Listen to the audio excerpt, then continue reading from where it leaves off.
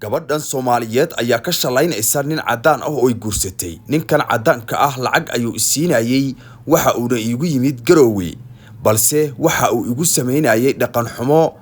waxa uu igu yiri qaybta dambe ee dumarka ayaan jeclahay oo meeshii Rabbi u baneeyay ka aadi maayo. waxaan kula wadaagi doonaa qiso argagax leh nin cadaan ah oo gabdhaha Garowe jooga baabah ka dhigay kura guursaday 21 gabdhood, balse dhaqan xumo oo dhan ku faafiyay magaalada Garowe isla markaana gabdhaha uga taga qaarka dambe habba mid ayuu ka doontaa cideeda. waxa uu ku yiraahdaa lacag ayaan idin siinayaa. gabdhuhuna waxa ay moodaan ilbaxnimo, kadibna gabadha waa uu soo qabanaya waxa uu ku samaynayaa dhaqan xumo tii ugu dambeysay. waa ninka halkan idinkaga muuqda. gabadhu waa ay amaanaysaa waraysi laga soo qaaday maalmo ka hor waqtiga uusan ka dalbar inuu gadaal uga tago, balse waqtigan aad ay isugu faraxsan yihiin. waana waqtiga ay aqal galeen, balse gabadhu iyadu oo ooynaysa isla markaana ilmeynaysa ayay soo fadhiisatay TikTok-ga. waxa ayna leedahay ninkani waxa uu igu sameeyay dhaqan xumo weyn, sidaasi ayuu wax iga dalba jiray. markii hore waxa uu igu bilaabay aniga oo jikada ku jira inuu gadaal iga soo istaago. wax caadi ah ayaan u arkayay, balse markii dambe si toos ah ayuu hoosha go'aan uga qaatay. kadibna waxa uu go'aan ku gaaray inuu qaybta dambe oo dhan isku kay furo. waa aan argagaxay ayay tiri gabadhani, aad ayaana u ilmeeyay. waa gabadha halkan kaaga muuqata, gabadha ka sheekeynaysa qisada ku dhacday. daawo maalmo ka hor iyada oo faraxsan isla markaana dhahaysa qofkan akfariwan yaasiin waa maxaa la dhahaa husbandkayga. xabsigana waa la igu gubay. xabsiga Garowe waa la igu gubay. intee laga gubay? ma idin tusaa? ha waa kana abti. inna lillahi wa inna ilaihi. masaasa lagu gubay oo xabsi lagu gubay? bas ka dhaaf. war ninkan cadaanka hablii Soomaalida Garowe joogay nag buu ka dhigay. xogtiisan soo helay. ninkan hadda wuxuu guursaday 6 hablood buu guursaday oo qabiil ahaan qabiilka Majarteeniyada ah.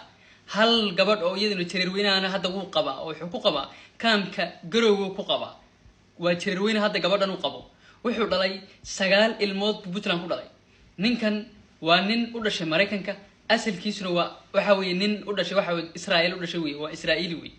wuxuu soo dilay wiil ay ilma adeeriyiin buu soo dilay. Puntland buu yimaaday. halkaasuu hadda jooga. 9 ilmood buu dhalay. 7 gabdhood buu guursaday. hadda qabiilada waa in soo sheegay muhiim ah qabiiladu. macnaha waxa weeye qabiil uma socono inagu, laakiin xogta sida saxda hadda loo keenay weeye. waxa uu guursaday waxa kamid ah hablo guursaday. gabadhan oo yiraahdo Ramla Beerdoon baa kamid ah oo 2 ciyaar ah waxa weeye u haysa. oo aragtiin waxa weeye 2019 guursaday. war ninku waxa ugu dambeysay mid xalay dacwada ka ahayd ee lahayd wiil baan u dhalay. war ninku waa baneen raaxaystay gabigiisuba. raaxame waxa weeye habli Soomaaliyeed meel cidlo uu ka helayba. inta wuxuu ku helayna waxa xataa waa faqiir baa lagu leeyahay, wax ma haysto. dubka cadubkiisa cad wax ku helaya. madaxweynaha hadda wax ku waayay wallahi oo billahi oo tallahi war waan salaamay gulist aadi aad dubkiisa cad kali wax ku helaya xataa lacag ma haysto. qofkan akfariwan yaasiin waa maxaa la dhahaa husbandkayga. marka waxaa jirta macnaha dacaayad suuqa ku jirta oo horta la yaamayo oo maxaa la dhahaa before ka dhicin abad ma ka dhicin Garowe macnaha special Puntland in aroosan lagu qabsado. laakiin waxaa jirta waxyaabo maaragtay qofka u fasaxaya.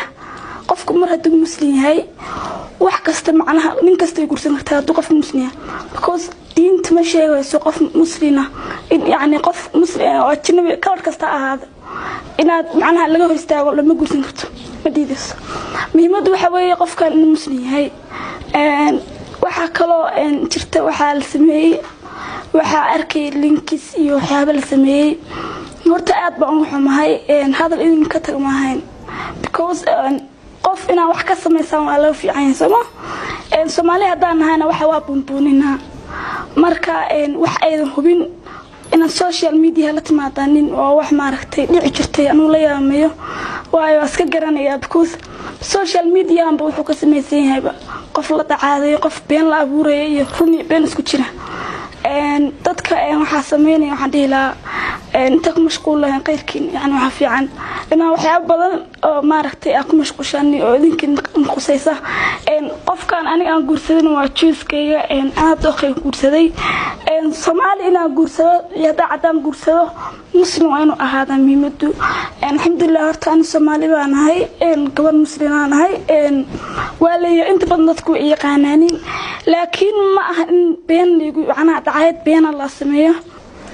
I speak fluent English and broken Arabic.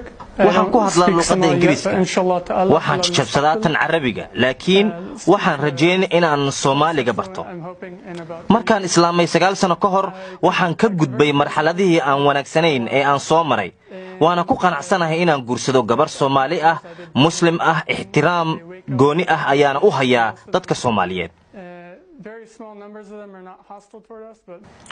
dumarka qaarkii ayaa baraha bulshada ku soo qoray in gabadha ay ku raacday lacag iyo inuu geeyo dalka Mareykanka balse fikirtaas ka duwan waxa qabta Ramla oo arintaasi ka hadashay marka qofku marka uu rabo interest garow kuma aroosteen fahamsa garow waxa uu aroostay macnaha wadaninimo cause of qofka marka gabadha laga soo doonayo ninka la soo doonayo waxa ila qurux badnaatay wadankii Soomaaliya أنا أشوف especially قروا عاصمة ما دام أنا قبر بتلانا قبر الصوماليات وحائل قرحبا وحن سمين كري وضمنا كلام كوارسين كري كسكوا شروط داشر تقفك وحدي كري إلا أيسكر سنو معنا أمريكان أي كيسيد ما يراسيس أو شو بصوا مركا شروط داشر سمين لها قفك العقل ما شرت أدونك العقل والعقل كسماني العقل شوته sida wiilasha Soomaaliyeed dhaqmaan buu dhaqmaa culture-kan ku dhaqmaa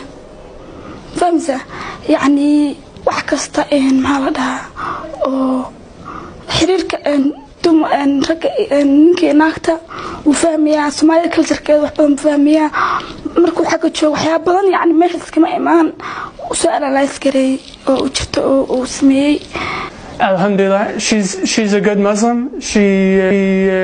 From what I've seen, waa gabar muslimad ah oo qurxoon waxay ku hadashaa 3 luqadood sida awgeed way sahlanaanaysaa isfahamkeena luqadda Soomaaligana waxaan rajeynayaa inay iyada i bari doonto we both speak we can communicate in Arabic or English and inshallah she's going to teach me Somali wuu yiri ninkii qadamiga qabi jiray waxyaabo fool xun ku sameey jiray oo qomolodnimo ah dabeetana habeen ma soo baxday oo gabar kale oo saaxiibteed u tagtay oo qasad uga sheekaysay ha haye